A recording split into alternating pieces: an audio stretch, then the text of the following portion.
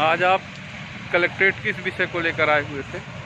देखिए, पिछले 2 दिनों से स्कूलों की किताबों की बिक्री को लेकर के किताब विक्रेताएँ जो हैं उनको छूट मिली हुई है कि वो अपनी किताबें बेच सकते हैं। लेकिन जिस तरह विगत वर्षों में भी होता रहा है कि किताब विक्रेता अपनी मनमानी करते रहे हैं, इसी तरह अभी भी कुछ जो बड़े किताबों के विक्रेता हैं उनके द्वारा बच्चों के जो किताबों का सेट है उसे लेने का दबाव बना रहे हैं। जबकि कई जो छात्र हैं उनके पास कुछ किताबें पहले से रहती हैं तो वे 1 या 2 किताबों से अपना काम चलाते हैं। पिछले वर्ष भी जब इस तरह की शिकायतें आई थी तो मैंने उस समय के वर्तमान कलेक्टर श्रीवास्तव जी को इसका ध्यान कराया था।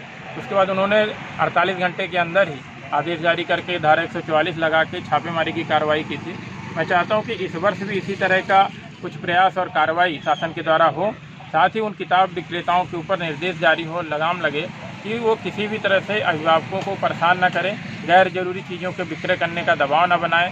साथ ही जितनी ज़रूरत उनको किताब या कॉपी की है उतनी ही दें। कई ऐसे अभिभावकों का कल मेरे पास मैसेज आया और फ़ोन के माध्यम से शिकायत आई कि कुछ अभिभावकों ने बताया कि उनके द्वारा ऐसा हुआ है कि कुछ किताबें मिस कर दी जाती हैं और बाद में जब वो किताब विक्रेता 1 या 2 किताब लेने के लिए जाते हैं तो उनको कहीं ना कहीं अमर्यादित शब्द से बातचीत की जाती है। तो इस तरह का कहीं ना कहीं जो समाज में हो रहा है उसे रोकने के लिए ज़रूरी है कि इस लॉकडाउन के समय में किसी भी तरह से छात्रों और अभिभावकों को परेशान न किया जाए।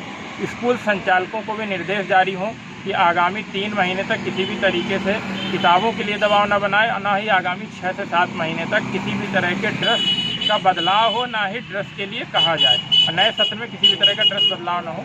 यदि मेरी मुलाकात कलेक्टर महोदय से होती है तो अच्छी बात है, नहीं तो मैं उन्हें व्हाट्सएप, ट्विटर और मेल के माध्यम से सूचित करूँगा। यदि उसका वो संज्ञान ले लेते हैं तो अच्छी बात है, नहीं तो फिर और कोई प्रयास किए जाएंगे।